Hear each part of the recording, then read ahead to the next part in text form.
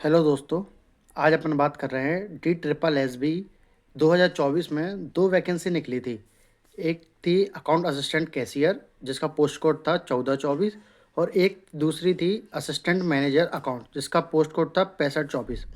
ये 2024 में निकली थी। इसकी एलिजिबिलिटी जो थी वो उसमें से बीकॉम वाले अप्लाई कर सकते थे। हालांकि अकाउंट असिस्टेंट में ये था कि उन्होंने 2 ईयर का मिनिमम एक्सपीरियंस मांगा था। तो अपन बात करते हैं पोस्ट कोड 1424 कैशियर की, जिसमें वैकेंसीज थी।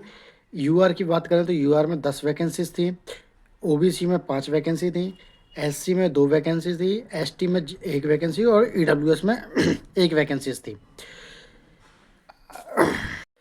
अब बात करते हैं अपन एग्ज़ाम पैटर्न की। एग्ज़ाम पैटर्न इसमें 2 सेक्शन में डिवाइड था। 100 को नंबर, 100 क्वेश्चन, 100 मार्क्स। पहला जो सेक्शन था इसमें जो हिंदी थी वो थी 20 question 20 marks, English 20 question 20 marks, math reasoning GK सब में 20-20 क्वेश्चन 20-20 मार्क्स। जो सेकंड सेक्शन था उसमें था कॉमर्स था, 100 क्वेश्चन थे और 100 मार्क्स का था, यानी कि टोटल 200 क्वेश्चन 200 मार्क्स का था। चलिए बात करते हैं अब कट ऑफ की। ऐसे बहुत लोगों की इंक्वायरीज आ रही थी कि cut off cut off cut off, और मैंने भी यूट्यूब देखा तो यूट्यूब पे कहीं भी D triple S B account assistant और असिस्टेंट मैनेजर इसका कहीं भी मतलब कट ऑफ के बारे में कोई नहीं बता रहा था, या फिर एक दो लोगों ने बताया जो कि उनको भी खुद क्लियर नहीं था और यहाँ वहाँ से उठा पटक के कुछ ही बता रहे थे।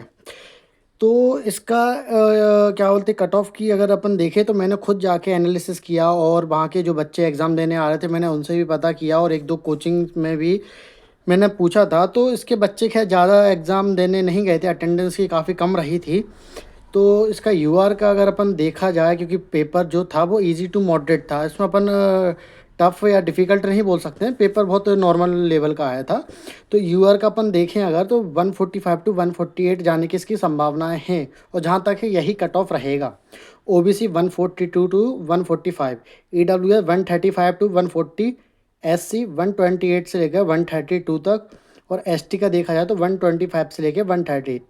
इसमें एक दो नंबर ही ऊपर नीचे ज़्यादा से ज़्यादा हो सकता है, क्योंकि इसमें नॉर्मलाइजेशन भी होता है।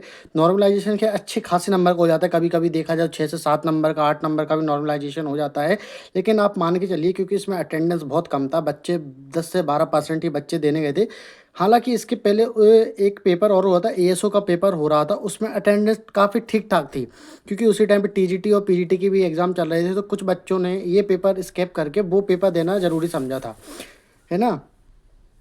तो जहाँ तक है कट ऑफ मेरे हिसाब से यही रहेगा। और आसपास अगर जिसके भी ये नंबर बन रहे हैं, इतने नंबर है, तो वो है ना श्योरिटी के साथ मतलब रिलैक्स हो जाए कि हाँ उनका हो जाएगा। बाकी फिर ई डोजियर के लिए किसका कॉल आता है आप ज़रा कमेंट करके बताना जब भी रिजल्ट, अभी तो खैर रिजल्ट आने में 2-1 महीने तो हैं इसके।